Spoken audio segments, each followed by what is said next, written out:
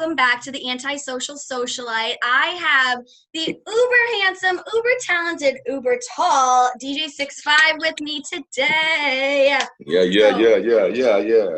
Yes. Confetti starts flying everywhere. Oh my God, I can try to edit it. So if you want, I'll add all the sound effects, all the confetti. This is going to be a super heavily filtered and edited video for your intro. Hell yeah. I love it. So, what's up, guys? This is 65. Tell us about yourself, what you're working on, all that fun stuff. Awesome. Well, my name is Kwaku 65 Dua. I'm a DJ, producer, and business owner here in Kansas City. My family's originally from Ghana. If you couldn't tell, my name isn't very American. I'm a very passionate, humble, God-fearing, and loving man. Things that fuel my fire are, helping others, especially kids, music, and creativity. Those are three things that just get me going, regardless of time, place, etc. I got into, from my early upbringing, I was an athlete my entire life. God blessed me with height and athleticism, so I didn't waste any time putting it to use. After my second knee injury in college, I was kind of at a crossroads as to what I would, kind of do with my life. I was in journalism a little bit, kind of half in, half out with that. I was really kind of winging it because I went to community college when I was playing basketball. And community college is the first couple of years where you can kind of figure out what you're going to do with your life. And after my second knee injury, I was like, I have to do something. I have to be good at something. Being raised from, humble upbringing, my parents have always been hardworking. They've always set us up for success and wanted the best for us because they know what it's like to not have anything. So I was like, I'm going to be successful at something. I don't know what or how I'm going to get there, but I'm going to make something of myself if it's not basketball. So shortly after I got into DJing, one of my best friends is a recording artist, and he's like, yeah, man, I'm going to be doing some shows. Going to start taking my music seriously. I would love to have you as my DJ. I was like, I don't know anything about DJing, but, I want to be a part. Absolutely. And it's funny. I was in my college apartment at the time, and I was just messing around on my friend's turntable. I was like, I need a DJ name. And I was like, you know what, DJ 65. Because at this point, people have been kind of calling me 65. Funny story, my first nickname was Kwaku Flocka. After the rapper Waka Flocka.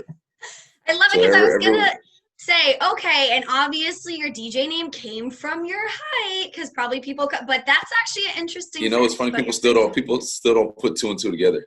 And really? Then they hear it. Yeah, and they hear it, they're like, oh, wow, so that's where it comes from. I'm like, kind of obvious if you see me, But I think it's the spelling that and the branding of it that kind of makes them, wonder a little bit. Yeah, and then they're like, no, you're probably 6'4", or you're 6'6", and you're like, no, I'm actually 6'5". Yeah. Put some respect on my name. Exactly. Flocka. Does anybody still call you that? My dad does. I'm like, okay. Dad, that was 10 years ago. Come on, buddy. You got to get with the program. You're like, we got to evolve, Dad. I've matured out of that nickname. You got to call me 6'5". My parents be stuck in the Stone Age sometimes. I'm like, y'all got to get with the movement. Come on now. I know. You got to keep them hip to the latest things. My niece keeps calling my mom. She's like, oh, Grammy, you're being such a Karen right now. Even when my mom's not even doing anything, she's just working on her computer. She's like, you're being a Karen. So now my mom knows the terms of Karen and boomer and all that because we have taught her. My niece always calls her all the random things. So it's like, how old is she? She's 10. She'll be 11 in August. Yeah. But we got to kind of slowly get your parents on that vibe too, so they know what's happening in the world. Well, my mom is hip with this. I talk to my mom quite frequently, and she knows I'm putting my handprint everywhere. She sees the shirt, it's everything. She's kind of hip to my movement. So shout out to Mom. If you ever see this, I shout her out all the damn time. So well, she looks like amazing human. I saw your Mother's Day poster. I'm like, she is so beautiful. I loved her style. First of all, when she was on that balcony with her colorful shirt and white pants, I'm like, she's a natural. Yeah, she's so beautiful. She's like, get my side here. Okay, how do I look here? Can you take a picture for me? And She you're is so all cool. about it. You're like, Mom, let me get all these angles. Click, Oh, click, click. definitely. I Yeah. support her in full. That's so funny. Now, is she in Yeah, Kansas City as well? she is. She Okay. actually lives like 5-10 minutes from me right now. Perfect. Okay. So that's great. Yeah, and the household that I grew up in is actually like down the street. So kind of came back full circle. And it's interesting. I always tell people the house that we lived in down the street from here, those were the happiest times of my life. And now that I'm back in the area, I'm starting to realize that my life is being filled with more beautiful people and amazing memories already. So I'm like, there's something about this area that's just, good for my soul. That's so cool. Now, would you Yeah. ever, if you had the opportunity, buy back your childhood home? Yes, actually, that's a really good question. I would say yes, because the backyard is just huge and it's perfect. There's a nice deck and patio. I really love that house, and I would definitely buy that thing back. All right, so we have to Yeah. manifest that, and whoever is living there now, we're gonna be like, sorry, you have to put your house up for sale. Yeah. They better get Okay, ready because I'm coming with a bag soon. exactly. You're like, I swear I'll pay like a few thousand over asking price just for an Yeah. inconvenience charge, but you gotta go. I need this They house better. They back. better. I'm giving them 5-10 years. Yes. No, you got to Yeah. prepare and just be like, I want Yeah. to tell you the news now so you can let it marinate. And then when you're ready to move, anywhere Hmm. between these 5 and 10 years, I'm open. You have a buyer. Yeah. Straight up. Straight Give up. it back to me. Give it back. So Yeah. You must. Yeah. that's how my niece has been because she knows that my mom and I, like when I'm back home, we love driving around and checking out like new construction. And there's some Hmm. beautiful, beautiful homes on Cape Cod. So Yeah. we'll drive to different towns and check them all out. And she, I don't know, like just recently has been so stuck on these two childhood homes that I lived in. So I actually Hmm. grew up on a cul-de-sac, and we Okay. had one house that was built when I was like in kindergarten. We moved in, and then when I was in, what was it, sixth grade, my grandparents actually owned the lot that was next to our house, and if they didn't build Okay. on it by a certain time, the land was actually going to be grandfathered in because there's like all these like historical things with the Cape. So my grandparents Hmm. ended up building this home right next to us, and my mom loved it so much we actually moved right next door to ourselves.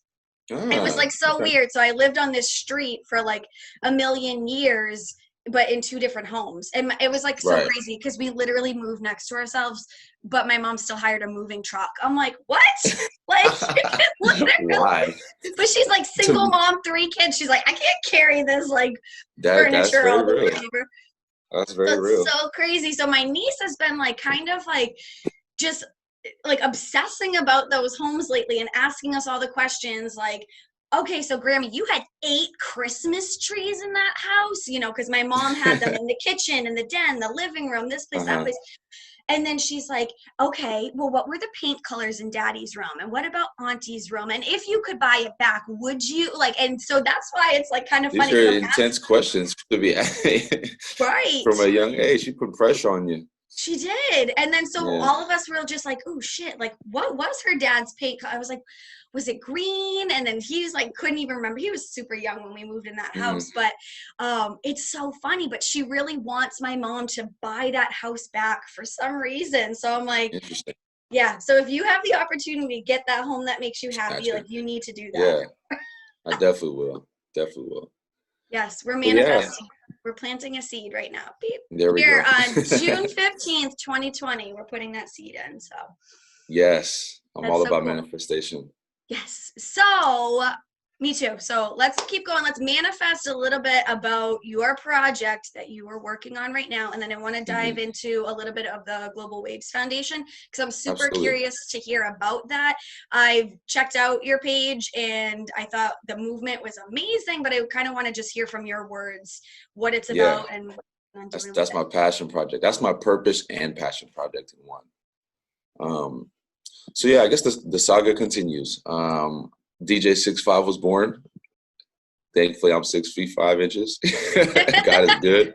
How Glory to tall were you God. when you were born? Did your mom ever tell you that info? Like, were you I a don't know. tall baby? I don't know. That's such I a random just know I question. was always taller than the other kids. And then from the summer of seventh grade, I went from summer of seventh grade to like January. I grew 7 inches. I went from 5'8" to 6'2" within like, I would say 6 months. So I had a growth spurt like at the perfect time, and everybody's like, "Damn, you got taller, bro. Like, what you drinking? What you eating?" I'm like, that African food hitting right, you know? Yes. I'm just imagining how your bones would hurt growing that much in like such a short amount of time. Yeah, it was a rapid growth spurt. Yeah, I literally stopped growing in 5th grade. So I've been at 5'2" since then. Oh, wow. Yeah, so I'm short shit. Sorry. I'm like, when we stand next to each other, you're gonna be like 2 whole heads higher than I, or maybe even Definitely. 3. Yeah. DJ 5'2" in the building. DJ 5'2" and DJ 6'5". This is our collaboration beginning. Let's right go. now. Let's go. So I yeah, love it. All right. I started DJing around the city, and my senior year of college, I was working for a corporate company, and I was kind of planning my escape, if that makes sense. It was a good job. It was kind of fun and in line with what I was doing in college, what I was studying in college. But I was like, my whole thing is like, I want to create and be free. Like, I don't know if you can see my vision board, but I can't see like super close up, but you're gonna have to give us a tour later on. I will. But I was, during my lunch breaks and stuff, I would see people traveling the world, just doing cool stuff, Pauly D, DJ Khaled. I'm like, how can I live a life like this? It's not gonna happen if I'm sitting here in this corporate office. So I started to take my craft a lot more seriously. And from 2015, when I told you I first got started, I picked up a camera shortly afterwards too. So I was either shooting music videos, DJing, or making beats in my free time, aside from working out, because basketball was done. So I was working out, DJing, or making beats, like consistently, or shooting videos. So I just continuously getting better. My name started to spread throughout the city. I got some really, really dope internships. And by my senior year, I was like, you know what? I want to create full time. I'm gonna give it a shot. I don't know what it's gonna consist of or look like, but I'm gonna give it a shot. So my senior capstone project, I made an entire website and presentation on becoming an entrepreneur. And it's funny enough, some things never change. I've been working for myself recently, and I'm going to start with Global Waves, and then the project I'm working on now is going to kind of tie everything together. Okay. So 2018, I spent that entire year, because I graduated at the December of 2017. I did 4.5 semesters of college. So the entire 2018, I was just hustling, doing my thing, working for myself, learning, living at mom's, saving money, networking. And come summer of June 2018, I came across a Facebook video. And in this video, there was a bunch of kids dancing at a school and on like recess or something like that. And they were in Africa, and you could tell it was a developing country. And they're just dancing, having the time of their life. I was like, wow, that just literally made my day. How can you see something like that and be sad? And I was like, I need to be a part of something like that. I'm not a part of any charities. I haven't done too much service work. How can I get involved with something like that? Because that immediately caught my attention and it stole my heart. And a few weeks later, I was kind of like, you know what? The best person to create an experience like that for kids, a dance experience would be a DJ, right? So how can I start something that can? Because my main thing has been, if there's not already a platform for something, create it. I became an entrepreneur because originally I didn't get the opportunities I wanted. So I'm not going to sit around and, wait for an opportunity to get involved with an organization like that serves kids. So let me just create it. If I find another opportunity to be a part of somebody else's later on, then hey, that's great. That's God working. But I'm going to create it. I'm going to get started. It might not be perfect from the beginning, but I'm going to put baby steps in place. So I reached out to an auntie back home. I was like, can you put me in touch with the DJ? I know you know a lot of people. She's very wealthy. So I was like, I know you know somebody. So she puts me in contact with their family DJ. And I initially introduced myself. I was like, hey, man, I'm going to be coming to Ghana this December because it'd been 15 years since I've been home. I was like, I'm going this year. I don't care. I'm a man now. I'm not going to wait for mommy and daddy to say, hey, guys, we're going on a family trip. No, I'm gonna book my own flight. I'm gonna go out there and I'm gonna learn and educate myself on my culture and make some dope things happen. But more importantly, I was like, I'm gonna go make a difference because I've been so blessed to live in America my whole life. We're very spoiled and privileged here, and it's not really until you Absolutely. get it's not really until the woke people will notice that, but most people won't realize that until they get to a developing country where resources are minimal. So I told myself, I don't care what it takes. I'm gonna go home and I'm gonna make a difference somehow. So I reached out to the DJ. I was like, hey man, is there an orphanage or school near you where I could play some music for kids? He said, absolutely. There's one down the street from me. I was like, perfect. Get it set up, get connected. I'm gonna be there in December, and when I get there, we're gonna go throw a party for these kids. He was kind of confused on the whole concept and everything, but I was like, really, all I need you to do is let the organizer know we're coming, get some speakers, and bring your computer, and we'll make it happen. So December 7th, just 2 days after landing in Ghana, December 7th of 2018, we arrived. He pulled up, picked me up. We went to Tema, Ghana, which is just outside of the capital of Accra, and we went to the school, unloaded our equipment, and little did I know that that day would change my life. We started setting up equipment. I started, kind of saying hi to the kids. It was very awkward at first because they didn't obviously know who I was, and the kids didn't know I was coming. The adults did, but the kids didn't, and the adults weren't even fully prepared for like what we were trying to do because nobody really comes out there to do things like this for them. So we started setting it up, and after kind of mingling a little bit and being in their orphanage area, I got to kind of tell them my story a little bit. And my native language, I would say I'm 60% fluent. I can't say everything. So there was a guy translating for me, and they were very happy that I was there. After like a couple of minutes of hearing what I had to say, they were like, wow, this guy's here. We're going to have some fun today. And that was after we had the initial meeting. We went outside and played some games. What's the game? Musical chairs. Started playing musical chairs. We started playing soccer in the courtyard, and then the music was already going. But after we played these games and kind of hung out in the courtyard a little bit, we just full on dance party. We moved all the chairs and just had a big dance party for the kids. And then after that, we kind of hung out together, ate lunch, etc. And we concluded with that. And that was the most fulfilling day of my life.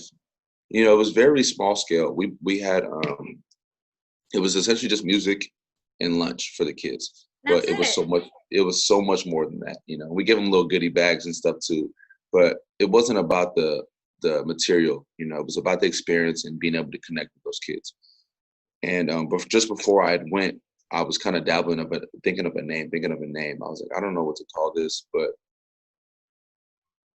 I knew it wanted to be global something because my whole purpose was to be able to do this around the world. How I was telling you my senior year, I see people traveling and doing cool stuff. This was my implementation to be able to do what I love and still see the world. So I was like, global something, global what? Like global experience, blah, blah, blah. Just different names came. And I was like, you know what? Global waves kind of fits because the goal is to create a wave of just positive energy and inspiration for the next generation. So global waves is stuck. We had the event for the kids, and then immediately a week after getting back home, New Year's, I reached out to some people that I knew would be potentially interested, and I found my business partner. And 2019, we just kicked ass. It was a ton of fun.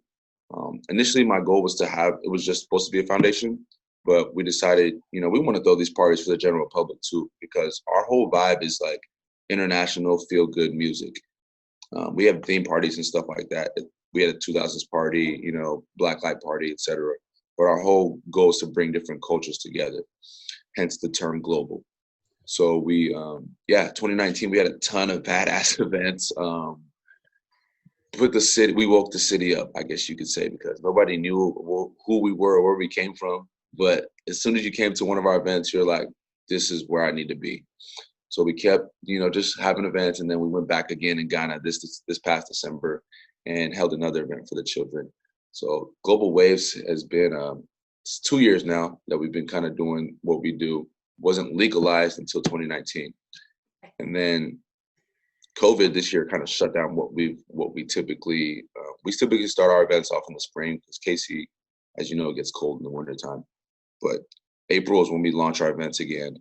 And we weren't able to do that, for obvious reasons. So it's kind of sad. The business has been like on a pause a little bit, but that's okay because me and my business partner are still staying busy with our personal businesses. And oh my God, can you hear my neighbors? No, but I was gonna say, can you hear all the cars that keep driving by? 'Cause I'm on my porch. No, I can't. I can't. Good. I'm But like, yeah, I don't want to ruin this interview. But I mean, and sorry to interject, but just taking something that's and that's why when you said music and lunch, I'm like, that's it. That's all you need are small things. But music and food are they will bring people together like that. Absolutely. But it's like, that's a universal language, is being able to connect through filling your soul with music, filling your stomach with food. And it's just the basic things that make such a difference. And I think these kids in the orphanage probably at first were like, who are you? But they're also super appreciative that you were there, because probably nobody pays attention to them or acknowledges them. And they're just as important as a kid that is living in a wealthy home in whatever country, or, growing up, with humble beginnings, like you had mentioned. Absolutely. They're just as important. It's just that they are in a very transitionary, time in their life. And hopefully they'll all find their forever homes. Absolutely. But, it was really touching, because whenever I was leaving, I was there from about 9 to about 12:30, and literally just 3.5 hours I spent with these kids. And when I was leaving, there were some kids that were holding like me. They didn't want me to leave. And I was like, wow, this is deep, because that just goes to show that nobody comes to do this for them. They were holding on to me like family, and that really touched my heart. A picture can't put into words the feelings that I get when I see them.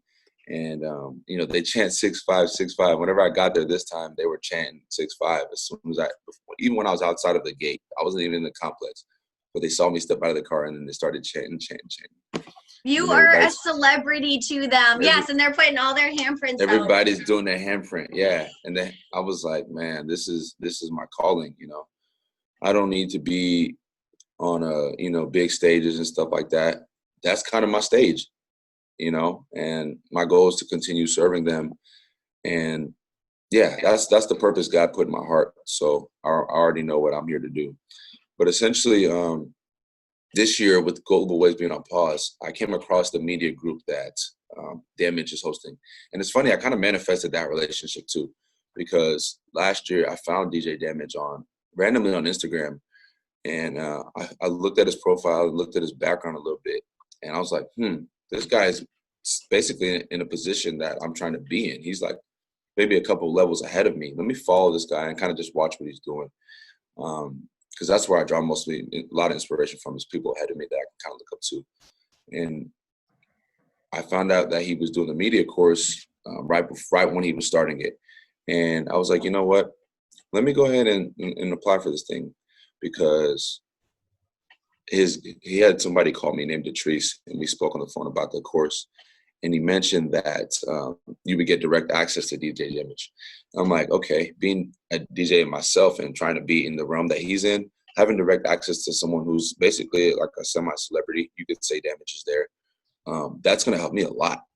Absolutely. So I manifested that relationship. Little did I know that, we would be as cool as we are now. And I'm actually going to go see him pretty soon. So it's crazy how the universe works. You can literally put anything into motion. But the reason why I mention all this is because in the class, we continuously talk about creating content, building our platform. Like, what's your show? What's your message? How can you continuously reach out to your following? And I was like, okay, that's a good point, because I'm kind of scattered with all the stuff I got going on, but there's not a central way for me to give my message and connect with other people. Because my thing is, like, when I have intellectual conversations with people, they're good conversations, they're deep. But this isn't typically the stuff that you'll see on my Instagram. You know what I mean? Because it's just too much. It's a long conversation. I can't just put it on Instagram and truly get my message across. People think I might just be a DJ or a guy that works with kids, but there's so much more than that. Yeah, and there's a lot of intellectual stuff that people need that we can teach through our voices, because there's just so much junk on social media. But let's talk about mindset. Let's talk about growth. Let's talk about evolution. Let's talk about determination. Let's talk about persistence. Let's talk about networking. Let's talk about business. I'm not on like the whole ass and titty thing that people used to do, trying to just get attention and likes on social media is dead. People. I mean, I know for me, I don't care about that stuff no more. I want to get something when I come on social media. Like, teach me something. Like let me leave knowing I got better. But essentially, I decided to build my platform and start a podcast and connect with other creatives. And I was kind of, flirting with the name again. And I landed on the Passionate Creatives. Ooh. Yes, the Passionate Creatives. So my goal with that show is to interview 100 creatives and give them an opportunity to tell their stories and basically promote their platform. But also we're going to connect on a deeper level, than just likes and comments and stuff. Because a lot of these people have stories that they need to be telling. Like I've had 2 guests now who told me that they dealt with anxiety and depression growing up that nobody had any idea. You just see what you see on social media and you think that's it. Oh, that person's cool. They're kicking it. They're smiling. But people got stories to tell. So that inspired the Passionate Creatives. We just did a photo shoot yesterday for the T-shirts, as you saw. Just fire. Like this is gonna be the platform that I use to connect with people, and music is gonna be my my arena to just kind of have fun and connect with people through music. But the Passionate Creatives podcast is gonna be my way to connect on a deeper level. So I'm excited to launch. We're looking at maybe like a couple weeks or so. T-shirts, everything, full promotion, videos, just whole movement of creatives being able to tell their story and giving people the platform they deserve. That's incredible. I cannot wait to tune in. And speaking of the platforms, where can we find your podcast? Where are you going to be launching it on so we can follow you? So it's going to be on Spotify podcasts, iTunes, or Apple Podcasts, YouTube. And I'm going to continuously post clips on Instagram from it. So like I'll take a minute clip out of an interview where it's like some good content people need to hear, and then slap that on social media. And yeah, my Instagram is going to be filled more with content that people can take away and just showing more of me, because I have a ton of personality and intellect to share with people, and that's what I want my story to be when you come to my page and see what I'm about. That's so awesome. Because you said even at the orphanage where a picture can't fully describe the experience that you had. And I saw those pictures of those kids with you, and you can just see how genuinely happy they are. Yeah. But there's so much more that's behind that picture. So that's why I thank you for sharing your experiences going to Ghana and doing all of that. But I think now where you're going to be posting more and getting an actual story versus just a picture, we're going to see such a deeper level of you, but also giving the opportunity for these creatives to be known and recognized on a deeper level. Because I think social media for the most part is the escape. Like you said, it's the ass and titties. It's the escape from reality, but we invest so much time on social media that we need to reformulate and be like, I need to take something out of that. If I'm putting my time in, what am I learning from this? What am I taking away? Otherwise it's just you're sitting there and you're scrolling for hours on end, like distracted. Exactly. And then you feel like you accomplished nothing in the day, and that's exactly what happens if you don't use your time wisely. Your time is your most valuable asset. So spend it wisely. People take their time for granted. They're like, oh, let me just wing it, this and that, blah blah blah.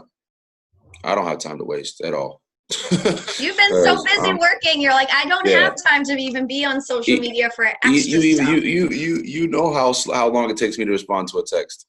I can attest to that. Yeah, and it's not because I'm blowing people off. It's because literally, you're busy. And I recently got a new business partner, manager. She's been just an ultimate beast, an amazing blessing to my life. And we're putting things in motion nonstop. So it's like we're grinding, and then our escape would be like the lake or something. So when I'm on the lake, I'm not trying to be on my phone, like, doing too much. So because the whole purpose of escaping to the lake is to escape the busyness that you're leaving behind. So to take your phone and be sitting on there when you should be enjoying nature and relaxing, it's kind of counterproductive to what you did. And I know my hard work is paying off. So I got to keep doing what I'm doing, keep my head down, and just stray away from distractions. Yeah. So don't worry. I take no offense to the fact that you do struggle a bit with your text messages. I know what kind of time you're on. So it's good. like, I get it. I totally understand. Yeah, you understand. Small-minded people will be offended. No, and that's how I am. I mean, like sometimes if I wake up at 6 a.m, or like even just a couple weeks ago, I had texted a friend when I woke up at like 3 o'clock, and I was like, oh, well, now I'm up. Let me text him. So the next day he was like, wow, party girl, you're up. I'm like, no, that's just when I can reply to you. You know, I'm not going to wait and push it off because then you get busy or you forget. I'm like, I want to give people the time. Sometimes you just don't have it. So you got to reply. Absolutely. That's facts. Yeah. So I want to talk about your shirt quickly. So it's your brand 6'5", but what is the inspiration behind to leave your handprint? So you told us obviously the reason behind your name and the movement, but how are you trying to leave your handprint in this world? Well, I'm trying to leave my handprint, and I like that you said that. To leave your handprint didn't get implemented until last year.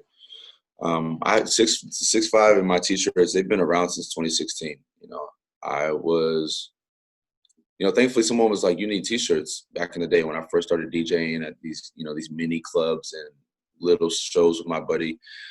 People were like, you need a t-shirt. So I got the 6'5", and leave your handprint kind of just fell upon me. I don't know how.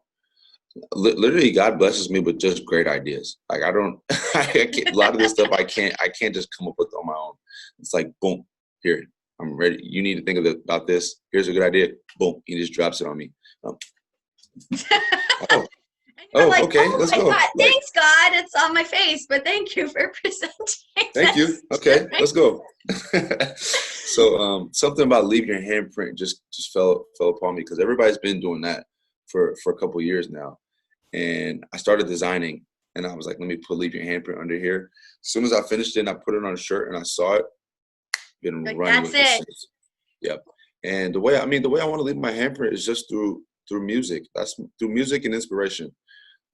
I want to really inspire kids to be great and be themselves, because nobody really gave me that.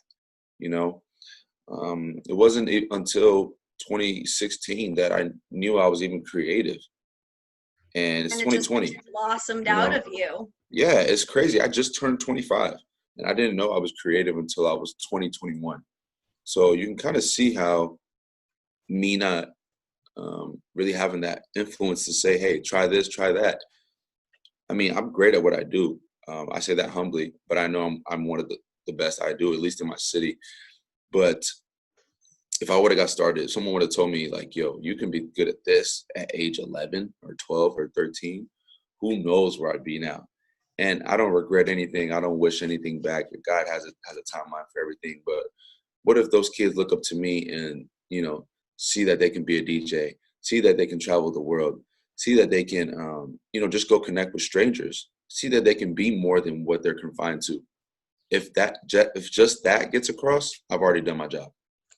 For sure. So, and I think for the 11 and 12-year-olds right now, you're being that person that you needed when you were 11 and 12 years old. And that's what it's all about. I didn't have any big brothers, any role models. Nobody around me did business or music or anything like that. But through self-discovery and me landing upon all these things I have, now it's my turn to give that gift back. And I want to just be a resource to people. So that's how I plan on leaving my handprint, and I will. Thank you for being a better part of society, because as you know, there's so many bad people out there right now that are being exposed through social media and all of that. So thank you for being part of such a positive movement to get people to have that collective community that we really truly need. Yes, we need it. There's unity in community. Yes, there is. See, all over the world, we need you, 6'5". This was not actually like intentional. This is not intentional. I just sat on this couch because the lighting was a little better over here. But no, we need you. So you're all the way over here. You got to come to Boston soon and visit. Okay. And come DJ. I already invited you, even though we probably won't have a cookout this summer because we have to socially distance. But you need to DJ one of our cookouts. So I'm so down. Yeah. How is the social distancing restrictions over there? It's all right. So we as a state started in phase 2. So restaurants are back in business, but you can only do outdoor seating right now. Mm, Hair salons have opened, but not nail salons. So things are starting to come to life. In my store, we're not able to have clients in yet, but other retailers are starting to have people in a limited capacity. So gotcha. yeah, so it's interesting because I grew up on Cape Cod, and obviously it's a really seasonal place. Uh-huh. Retailers, restaurants, hotels, a lot of people are struggling right now trying to get their business up. Yeah. But here in Boston, I feel like people are slowly coming out and they're just like, okay, we're over it, but they're still being cautious. Like everybody's wearing masks and Yeah. so I Yeah. don't know. How about Kansas City? What's the vibe? Because I know the land of the Ozarks, Crazy. Memorial Day was a little Crazy. crazy. Yes. People here, I Or mean, Lake of the Ozarks. I was like, the Lake of the Ozarks, you're good. You're I said totally the good. land. You got one of mine now. I would say here it's like a mix. Some people are kind of are I wouldn't say they don't care, but some people are living their everyday lives normally, and then there's some people who won't go anywhere without a mask. So it's kind of a split. Me, I know. I mean, I trust my immune system. I'm not gonna put any bad juju on myself and say like I'm too healthy to get it, but I do have a lot of faith in my immune system, and I'm not too worried about contracting the disease, you know. But I do know once I get into more heavily populated areas like the lake again, I'm gonna have a mask with me. Um, but other than that, things are starting to open back up. Clubs are at 50% capacity. It's been a little different for everybody, See, but I clubs think are by the not even here at all until probably at least September.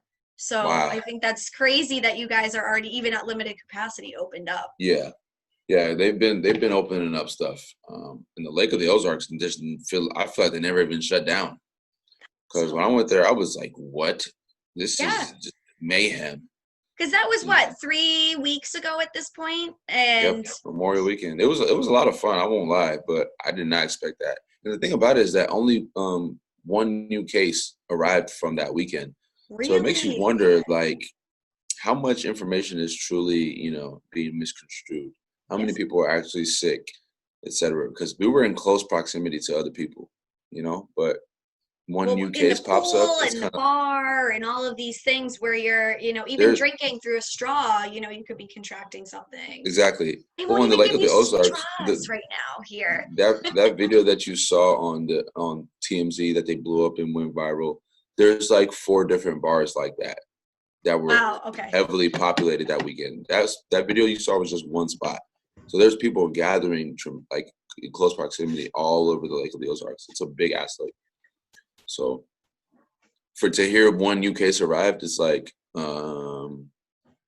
maybe nobody here was even sick or even had symptoms or anything like that. They took our temperatures too before we walked in. Okay. But yeah, the media will tell you what they want to tell you.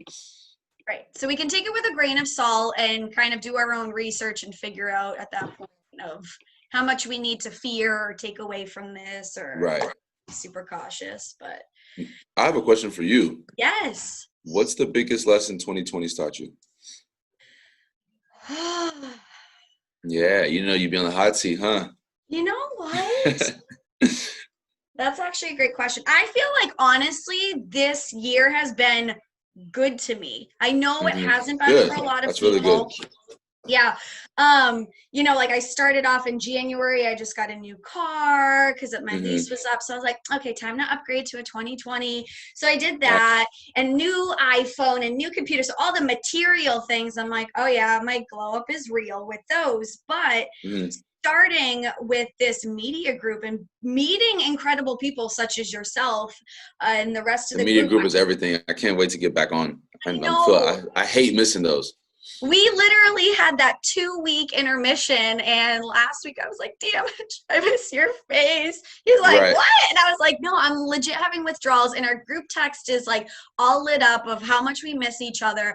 hmm And and I think honestly, having the media group in my life is what my biggest lesson is, because I feel like I've been really stifled for a long time doing creative things, and this is bringing it out of me that has been, you know, kind of like just repressed for a really long time, you Feel know? that.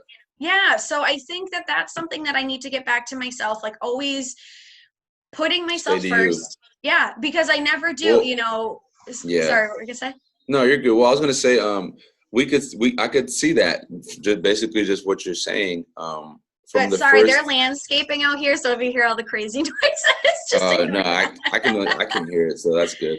Okay, good. I noticed from the first reading that we did compared to the second one, it's like the first one you could kind of tell you were still kind of in your cocoon, and then the second one that we did the following week, I was like, okay, that's Katie.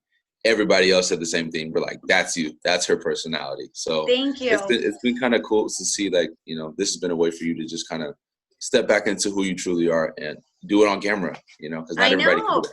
Well, so thank you for that. And everybody, literally since like high school, they're like, you're so goofy, or you need a show. And so Yeah. one of my friends, I did the random question time segment with him, and he was one of my best friends throughout college. And he literally was like, Katie, you need your own show, and I'm going to Mhm. be your first guest on your own talk show. And the Love it. topic is going to be like future Brad Pitts. So I was like, oh my God, you're so stupid. But I was like, no, I really think that I have things to share about my life. I mean, I just got into my last episode a lot more about family, because my brother Hmm. has been in prison since 2020, 2002. And Oh, sorry to hear that. yeah, no, thank you. You know, and that's not something I normally talk to people. Oh my God, this landscaper is going crazy right now. They better be doing a good job, because they're like, Right. I don't know if you can hear it. It's so loud. Uh-uh. You know, and those are things that I'm always mindful, and not that I care what people think about their perception of my brother, my family, or whatever, but I have clients that follow me on social media, and I'm like, how much do I want to give to myself versus, you know, having that maintained image of, oh, here I am, cookie cutter Katie, you know, just. Hmm. So I think it's good for me to kind of open up and tell my story, and I have, you know, anxiety and all of that. So I think that's also a big part of the lesson. So I feel like into like end of March, beginning of April, when we started doing the legendary media group, I think that that's where it really came alive. And I've Nice. had actually a really good time during quarantine, where I know other people have struggled, but to take time off of work and be able to get set up, and how I want to go for the rest of 2020 and even into the future, and what I want to invest my time and what's important to me. I love that. And I think everybody needs that. You know, it can't just be one epiphany and you're like, oh, this is the rest of my life.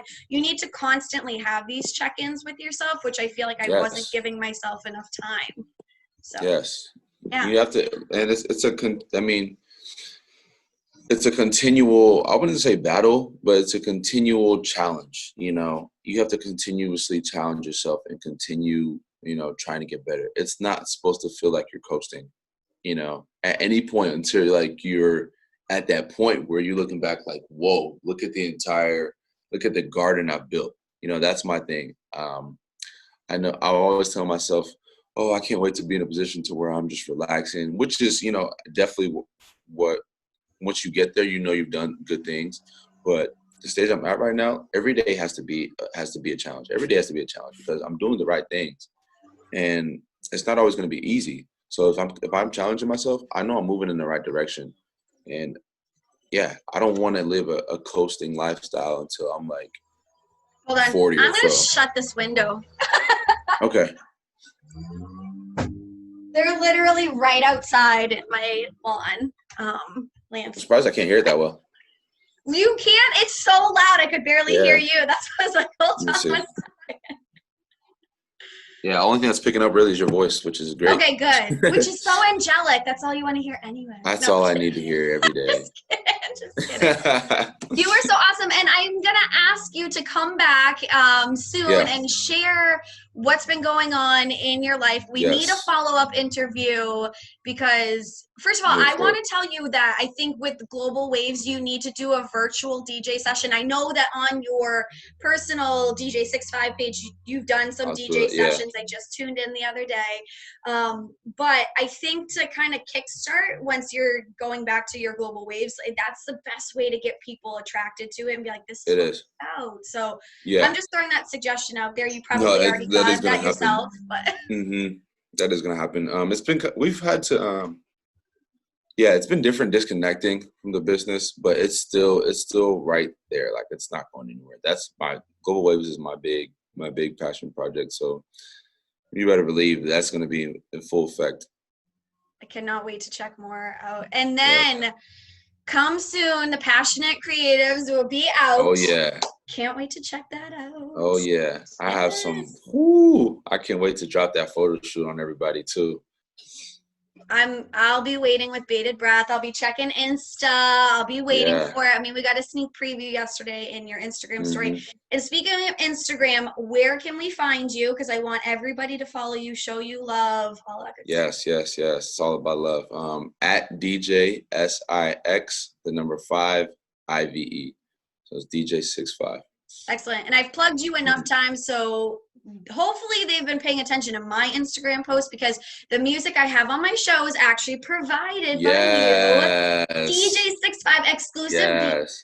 So I haven't had a ton of time to produce recently, so that's been kind of a bummer, but I've been all in on this podcast and saving money, with my evening job. So I've been working a lot.